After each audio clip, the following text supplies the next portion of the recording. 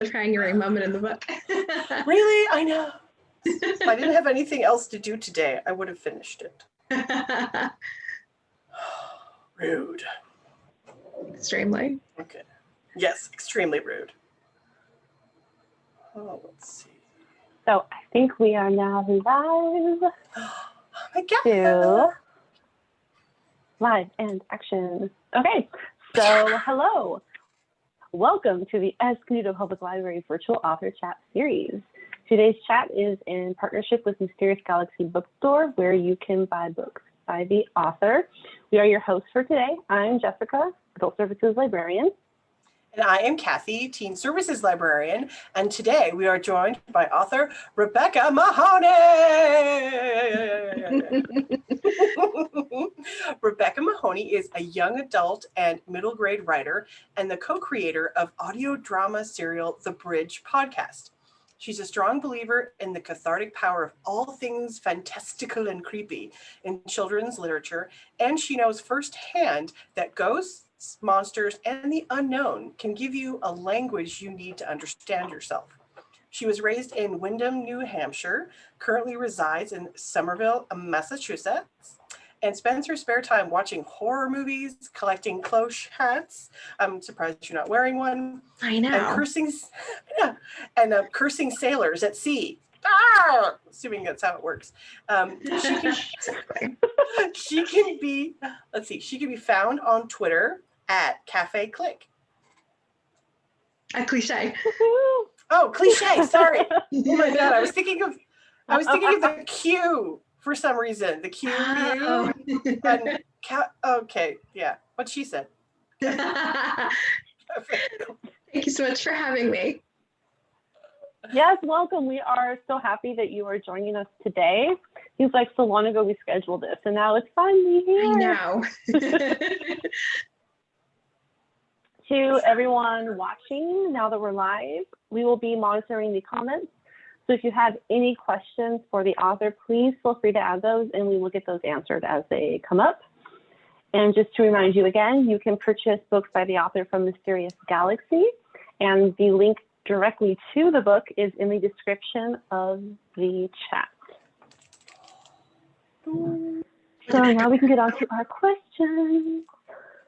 My favorite part. Okie dokie. So question numero uno.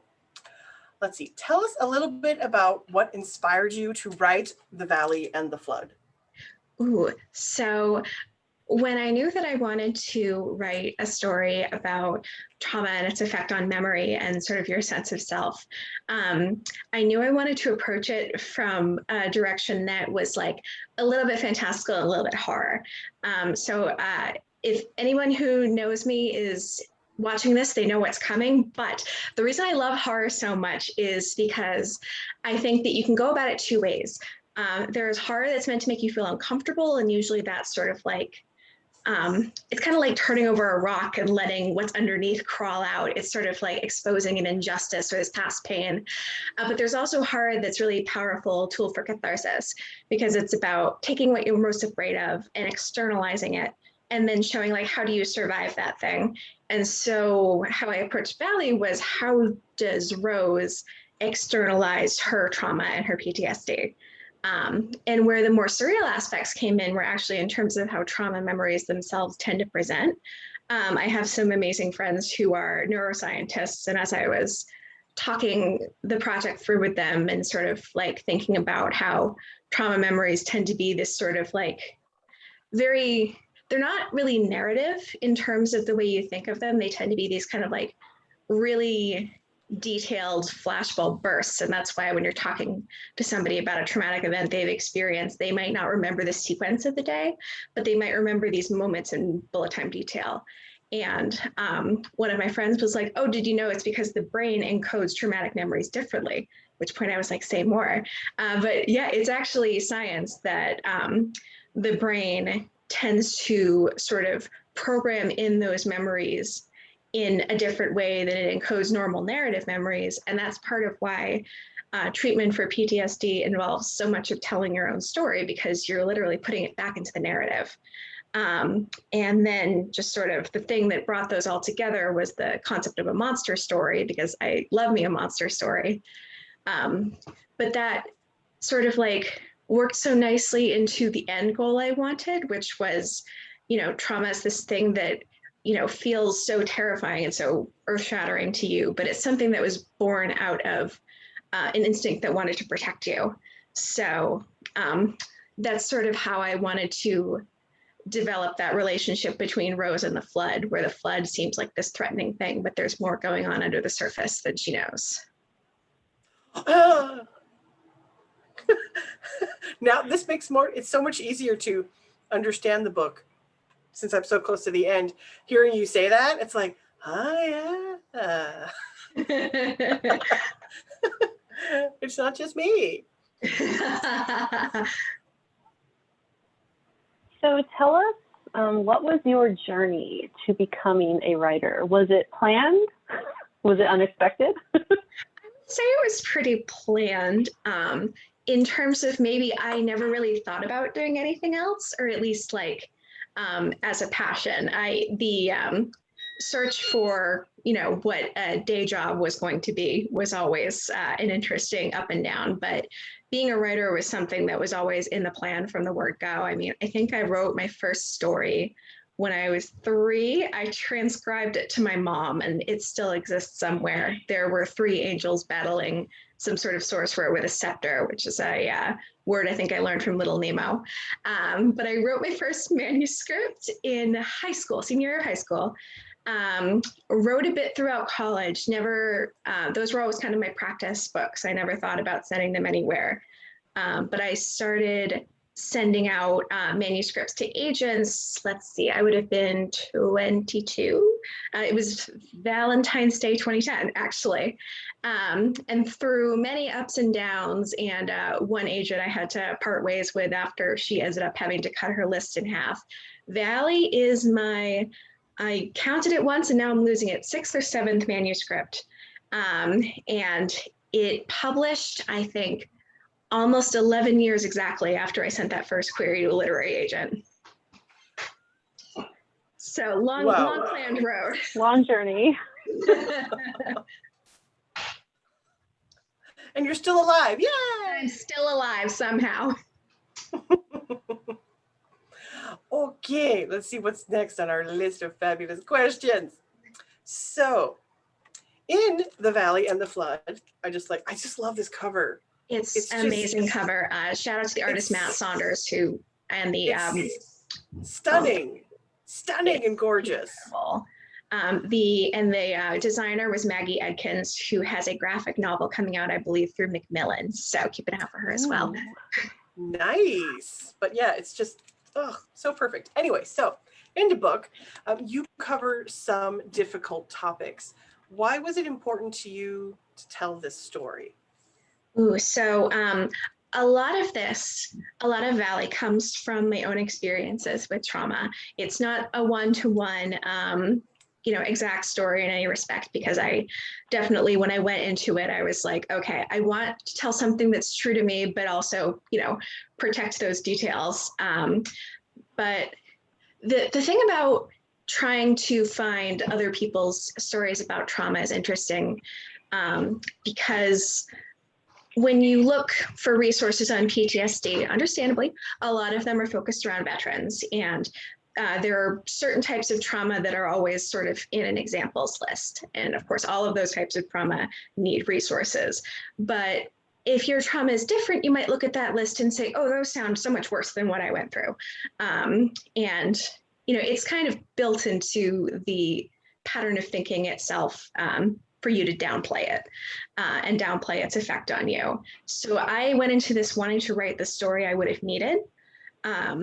And the difficulties with that, I would say, were 2 things. One, that, I am a big believer in trigger warnings on books so that people can opt in and opt out depending on what feels safest to them.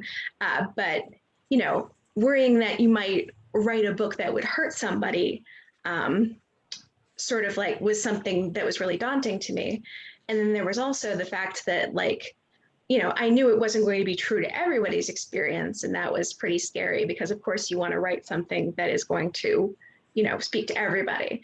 So the way I sort of got past those two things were in terms of the trigger warnings. Not only did I talk to a teen psychologist to look over and just make sure that everything was sort of in keeping with best practices, but also I wanted to make sure that even if Rose herself was an unreliable narrator and had some like baked in sort of unkind ideas about herself, I wanted to make sure that both the characters and the narrative were kind to her and approach the scenes where, she might be sort of really hard on herself thoughtfully and try to disprove those things by the end of the book.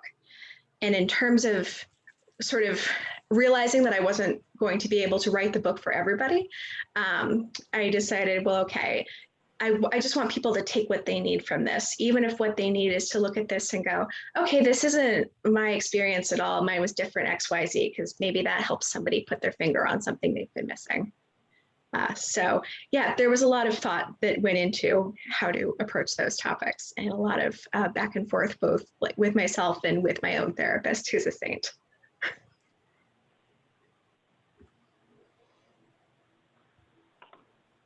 Okay, what's next?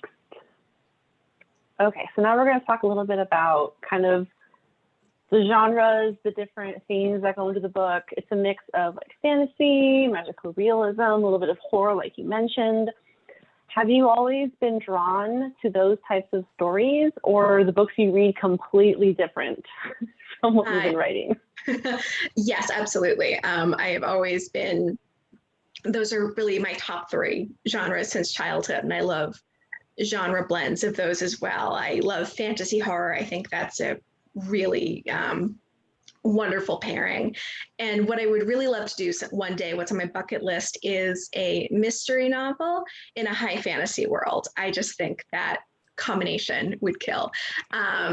But so in terms of why I gravitate towards them, I feel like one of the big questions when you're an author is like, how, or when you're any kind of storyteller really, how do you write an emotion as big as it feels? And like if you pick up a really great realistic contemporary novel like Nina LaCour, like she can do that with the power of language alone, but I tend to approach emotion, I guess, a little more sideways, a little more abstract. The way that I sort of look at the world tends to be through that almost fantastical lens, and I don't know which came first, the love of the genre or just the way I look at the world. But in terms of that, it was really interesting coming up with the neighbors, who are sort of the monsters in the valley and the flood, and pinpointing those exact emotions in the secondary characters as well as Rose, and how they would present as these monsters who may or may not actually be that dangerous. Good job. Excellent. Thank you. Oh, let's see. Okay. So it sounds like you did a lot of research and fact checking for your book. Did you find anything that was fun or interesting while you were doing your research? So the most fun part of my research, I would say, I had never actually been to the desert when I started writing The Valley and the Flood. Was really into like creepy desert settings, like of course Welcome to Night Vale is a big one, the podcast, and some episodes of The Twilight Zone. So I already loved it as this sort of like almost kind of like outer space but on Earth kind of setting, but of course I had never been there. So I went to this great workshop, actually. Besides, I spent a lot of time on Google Maps, just sort of walking the 15 between Las Vegas and San Diego. But I went to this workshop. I talked to a lot of West Coasters and people from that area, and learned quite a lot about, like, how certain highways are never empty, and she might not do this, she might not do that. But also, I would say the most fun part was just like feeling the atmosphere. I'm an East Coaster all my life. I have always lived in very humid places. My hair has never been so straight, but also just like the the way the desert feels, the heat, and how thirsty you get, and how the stars look without the light pollution. It was just one of the most incredible places I've ever been to. I can't wait to go back.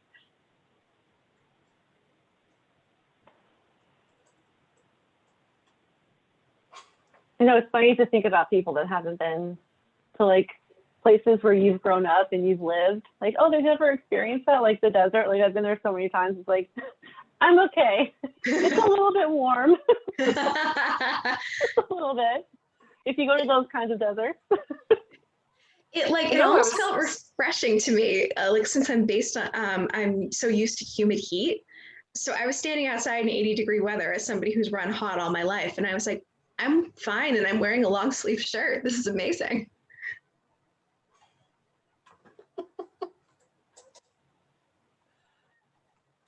I'm just going to check Facebook really quick and say thank you to Tiffany for watching and commenting, and everyone else who's watching, thank you for watching. Anyone who watches this later, thank you for watching it too. And now to the next question. Let's see, what did you enjoy the most about writing The Valley and the Flood? So, sorry, I'm going to refer to my notes really quick, which I take in case I get nervous and forget what I was about to say. So I'm the kind of person who finding out a lot about something that I'm scared of makes me less scared of it.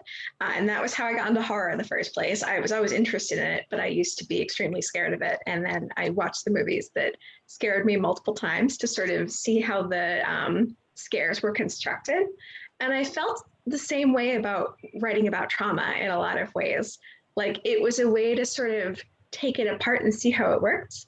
And the first drafts very much started with Rosa's story, but with the input of my editor and my agent, I started looking, expanding a lot of the Lotus Valley characters and a lot of the town politics, which was really refreshing. Something I didn't think to do, but is now part of my process when I'm writing every new project. But also, like, as I developed those characters, seeing how the various, traumas in their life affected them and how those worked. And it was such a helpful thing in sort of reevaluating my own understanding of trauma and grief through looking at these people, that I almost forgot to be nervous about the fact that I was telling a really personal story. And then, of course, once it was all done and ready to submit, I was like, oh, yes, this thing that I poured my heart and soul into is going to be available for public consumption. Now, of course, I get to have a lot of amazing conversations with people who, like, the book really resonated with, and they're incredibly rewarding. Yeah, and what you were saying in the beginning about how there's different people experience trauma differently, have different experiences of what that trauma is. And I mean, a lot of people don't really get to explore that or name it until way far afterwards, and they don't realize how much it impacts their relationships, their ways that they communicate. So I think it's so powerful that you have this story so that people that they can start getting into it early enough, or maybe they'll be able to talk about it, be able to get help, and kind of know that they're not the only ones. Because I think for a lot of us, even if people also experience it, you still feel like you're the only one. Exactly. So. Yeah, and I that's so true. Just like, once you see it, and like, I know for myself, and I'm sure a lot of other people, sometimes you have to be reminded over and over again, like, no, this thing that has sort of through lines through the way that you interact with people in the world isn't actually this thing that's coming from a real fear. This is sort of, or, they are real fears, but they're past fears that are just kind of encoded into your system now. And it requires a lot of untangling, but once you point out where the knots are, I guess it's a lot easier to, if not work through them right away, because it takes time, but remind yourself when they come up, like, oh, this isn't this thing that's happening now. This is this thing that happened several years ago. And, I don't have to be okay about it right away, but I don't think I'm in danger right now. Okay, let's see. Doodly doodly doo. So, so as you were, as you mentioned before, expounding on those secondary characters and expanding kind of like the politics that were happening, do you find any of your characters coming out like surprising you? Just doing something you were like, what? So yes, absolutely. I would say the character most prone to doing that is Cathy, who is the third most accurate prophet in Lotus Valley. So as I was writing her, she started as this very sort of ethereal character who's sort of operating on a different plane than the others. And in trying to make sure that she would be like, the challenge with the Lotus Valley characters is always making them weird, but also not forgetting what makes them human. So I'm looking at Cassie like, if I was this teenager who knew what was going on before everybody else, how would I act? And her character trait where she's sort of impatient with conversations that she's already had in her own mind was something that sort of came up as I was playing with her. And that factors into a lot of the conversations she has in her later friendship with Rose. I think the other character who really surprised me was the mayor, who was one of those late additions to the plot. I think I added her maybe in the fourth draft or so after I signed with my agent. She gave me initial notes.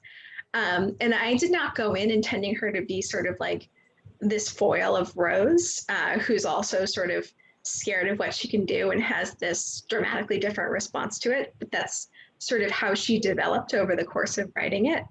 And when I added her, I wasn't really sure where her character was going. I just sort of wanted to have this opponent for Christy, who's the sheriff. And she ended up becoming one of the characters I enjoyed writing most. And people seem to have very different opinions on her, which I really enjoy. Yeah. So you talked about the inspiration for the book and kind of all the research you did. So you've kind of answered this question, but what do you hope readers take away from The Valley and the Flood? Well, a lot of what I hope readers take away comes from sort of what I wanted to be my central sort of question of the book itself. And the book is a very, very loose riff on the Odyssey, which I sort of decided early on. And the reason I did that was because I wanted that question to be, how do you come home to yourself when you don't recognize yourself anymore, really? And what I would love for readers to take away from Valley is that, you've not to be all you've known the way all along, but you have. The terrain hasn't actually changed. You might feel different because you're scared and you're angry, but you're actually the same person you always were. And of course, if Valley sort of doesn't speak to you on that level, it's sort of similar to what I said before. I would love for people to be able to look at it and at least understand one more thing about themselves than they did before. I love that.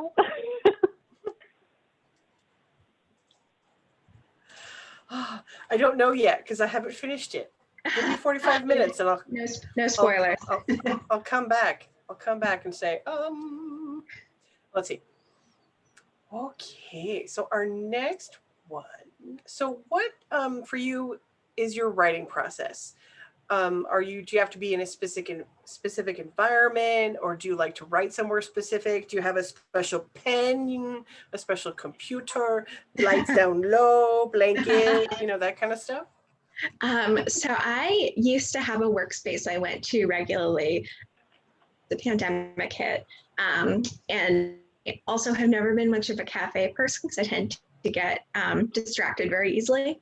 So for quite a while, for most of my life, I would say my writing process was exactly that thing you're not supposed to do, where you're like sitting in bed and hunched over typing on your laptop.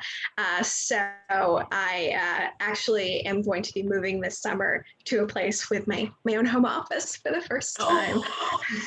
The dream. I'm very.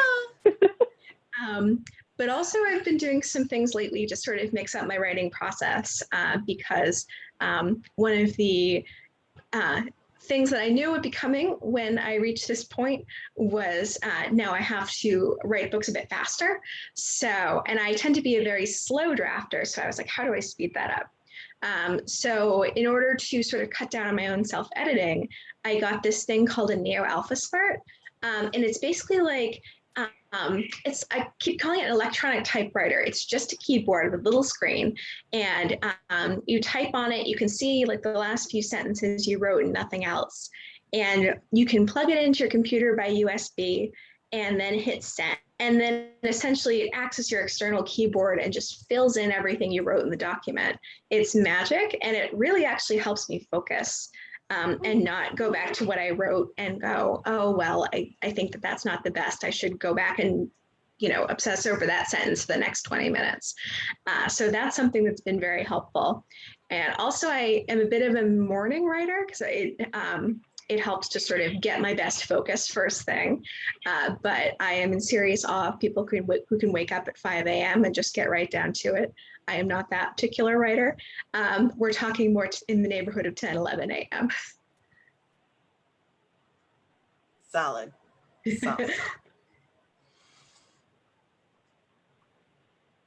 Okay. So our next question. So what is something about the process of writing and then getting your book published that you did not expect? Well, I know I talked a lot about the sort of ups and downs, like certainly all the things that I was worried about when I first started, like, I would hear stories about people losing their first agent to go, oh my God, if it happened to me, I would die. And then, I didn't die. So I learned that I guess I could take a bit more than I thought I could. But also, no one can ever expect this, but it certainly didn't expect to launch in a global pandemic.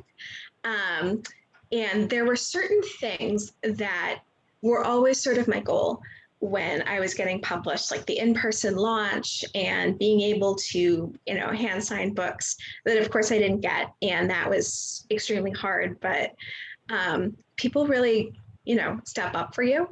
And not only did my local give me an amazing virtual launch, but my family and friends were in the chat box next to the screen and I could see what they were saying the whole time. So, I had this dream of all the various people in my life getting to meet and mingle, and they kind of were, even though it wasn't the way I was expecting. So I guess the other sort of thing I learned along the way is like, maybe actually pretty similar to the publishing process itself. Setbacks aren't the end of the world. But I'm still very excited to see my book on a shelf one day. I have gone in to sign things, but they always pull the stock for me. So I'm like, can you just put one on the shelf just so I can look at it? I just want to cruise by and just be like, yeah. Exactly. I want to see it in the wild, unadorned. Yes, in the wild, well, I will unadorned. say that one of our commenters, Tiffany, saw your book at Barnes & Noble and then backtracked because of how stunning the cover was. So oh my God. It's happening. Thank you, Tiffany. Yeah. And also same. Yeah, that cover was, I swear, it's the best gift I've ever been given. And look, I'm going to open it up all the way. Like, look at that. Look at the side. Right. He's got the hair all the way back. It's incredible. It's absolutely incredible. Okay, enough of that. I have another quick question, because I was hoping it would just come up organically, but it hasn't yet, I don't think. I hope I didn't miss it. So you, in your bio, you talk about the sea. In the book, there's the flood and the water. So do you have like a connection, and that's why you chose there to be like the flood, or is there a different reason you decided it to be that way?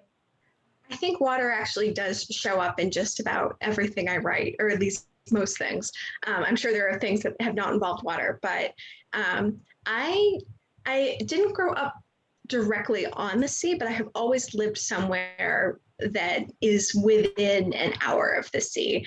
And I go up to Maine every summer, or at least, not last summer, but again, this summer, I hope, just to get in the ocean. And it's cold, but things settles me like being in the water. So it does tend to show up a lot in what I write. Of course, the Bridge podcast is entirely based in a water setting, and my co-creator Alex Brown is from Virginia Beach, so we both have sort of that connection to the ocean, but it's absolutely my favorite place on earth. And the water in Valley isn't quite as relaxing, but I really love water imagery in general. So thank you, Jessica. That rolls us into our next question. So tell us about the Bridge podcast. Like, what is it? How did you start doing it? So I am a big fan. I mentioned Welcome to Night Vale earlier, but I love audio dramas. I love what a cool throwback to 40s radio they are. And I've gotten to listen to, as a horror lover, a couple recordings of 40s radio horror shows, which have been a big influence on just the way I think about audio and horror and leaving things to the listener or reader imagination. So Alex was my co-creator, was also big into audio dramas. And one day she proposed, why don't we give it a try? Because sort of one of the great things about audio dramas is that, anybody who has the equipment and the drive to develop a show and work with actors can give it a go and upload something to Apple, and potentially, as the Welcome Tonight folks and many other podcasters have, sort of reach a lot of people. So we decided to give it a try. Alex is in theater communities, so she in particular had a lot of friends who serve as our voice actors. And it's been a really cool way of sort of changing my understanding of episodic fiction. I've never written, for a script format or anything, or a serialized format. So it's been really fun. Certainly with the number of people we coordinate and various life changes, it hasn't been easy to keep a schedule, but it's something that's close to my heart always. And once things settle a bit more, we're really hoping to finish out our first season. It's been quite a while, but it was a fantastic experience for both of us. And we met a lot of incredible people through the audio drama community. And for anyone interested, watching now or later, I pasted the link to the Bridge podcast website, so you can just find some more information on there. Thank you. Apologies in advance for the cliffhanger if you do listen. Okay, let's see. So, here we go. Do you have any books that you are currently reading that you absolutely love and you want to recommend to our viewers, or your favorites? Yes. Or I would love to. So if you're reading Enjoy Valley, one of my fellow Razorbill 2021 releases, actually we released in the same month, a week apart from each other, but I think she'd be very up your alley. And even if you don't enjoy Valley, I think you should check her out anyway. The Wide Starlight by Nicole Lesperance. And The Wide Starlight is about a girl whose mother is taken away by the Northern Lights, and she returns under mysterious circumstances. It's just it's incredibly cool. It's absolutely beautiful. Definitely check that out. Right now I am reading an advanced reader copy, which I was very lucky to get, of The Dead in the Dark by Courtney Gould, which comes out in August. And it is delightfully creepy. It takes place in the town of Snakebite, Oregon, which is the best name of all time.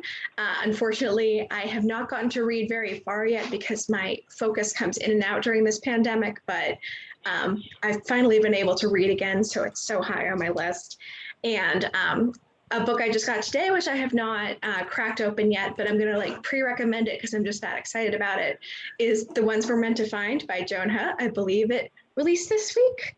And I have just heard absolute raves. People whose opinions I respect say it's not only one of the best books of the year, but one of the best books of all time. Yeah, I know. I'm very excited. I think it's coming in the mail tomorrow. Ooh, mail. Book mail. Book mail. Best thing I ever. want book mail. I need more book mail. I don't get enough book mail. We need to change this, Cathy. We need to let everyone know. I don't know how. I just need more of it. And it so much bookshop shopping, mostly. I know, it's horrible. It's horrible. And it looks like we have ordered The White Starlight. So, oh, good. I'm excited. So Yay. It's incredible. Is it? Okay, good. I will grab it as soon as I get it. Let's see. And Tiffany said she just bought Joan's book, and it is so beautiful. Speaking of beautiful covers, like definitely take a look at that one when you get a chance. It's illustrated. I love this illustrated cover trend that is returning because it's my favorite. Yeah, I'm looking at the cover of Wide Starlight right now. It's super pretty. Yeah, another illustrated cover, actually. Yeah. Oh, that's right. I need to look this up too. La la la. Hit the chat. Let's just all just Google for stuff. Yeah, really. And we'll just talk about what we're Googling. Ooh, oh. Sorry. Just like, ooh, what? Oh my gosh, it's so pretty. Right? It makes me cold. It makes me cold and warm at the same time. Exactly. Oh my gosh. So pretty. Oh, it comes out. Oh yeah, just this week. And there's water. Yeah, right. Yeah. My bias is showing. And there's like maybe a ghost. Like I see someone that could be a ghost. Right. Yeah. I'm curious now. I have deliberately not looked up too much about it except for the praise because I feel like it's one of those books that's good to go into cold. And apparently Tiffany is one of those people who like takes the dust jacket off, you know, and like looks at what's happening underneath, you know. Tiffany, same. Yeah. Yes. Not a lot of people do that, or not a lot of authors or companies will do anything on the inside of the book unless it's, you know, something super fabulous. But I don't know if we've ordered that one. I don't know if we got it. I'm going to have to double check. We'll have to check. No, it doesn't come up in our system, but you never know. My work here is done. Yes, your work here is done. Tiffany does that with every hardcover she buys. Oh yeah, I know the feeling. I just saw this beautiful tweet earlier today with somebody who had all these covers lined up with the dust jackets off and gold etchings of the titles. It was like I think the Crier's War duology by Nina Varela and I think maybe Lost in the Neverwoods, the new Aidan Thomas book. Absolutely beautiful. I'm just gonna like name drop as many people I love as humanly possible. Do it. Do it. Oh, we didn't order it. Oh, poo-poo. I can't order it now. It's too late. Oh, no. Robots? There's robots? Oh, there's robots. I'm pretty sure it's a sci-fi dystopian. Awesome. Okay. I might have to just buy it myself. I just read concur. Yeah, I could do that. What's gonna happen? We've already spent all of our money for this year or fiscal year, so it's like darn it. You're almost at the end of the fiscal year though. Well, then I have to wait till July. Yeah, true. Seems so far away. Maybe if I spend a little bit less, they can transfer it to you. You know what? I still have some ebook money, but I already have ebooks I want to buy. So maybe I'll just get that in ebook, at least for the moment. You never know. You don't know what I'm saying. Okay. Back on track. Before we run out. Okay, so our last question before the closing. This is the one that we always ask, and it's our favorite. I think, at least it's my favorite. What is your favorite library memory? I'm so glad you asked this because I actually forgot about this until I read the question. And I was like, what is my favorite library memory? So way back in the day when Harry Potter was first gaining steam in the US, I had read the first two books and I loved them. And I went into the library and asked for the third one and they had it. And I was like, oh, the cover's different. That's interesting. And not until after I read it did I find out that it hadn't been released in the US yet. The Wyndham Public Library just happened to have a British copy of The Prisoner of Azkaban. And I was so smug for the longest time that I got to read it so far before everybody else. And in general, that was such a great library. I just spent so much of my childhood there and we moved from Wyndham when I was 13. So I haven't been back to that place in a while, but I can still remember exactly what it looked like. It was just such a haven for me as a kid. Oh, that's such a cool story too. I know. I have no idea. Early access. They were just ahead of the trend. God bless.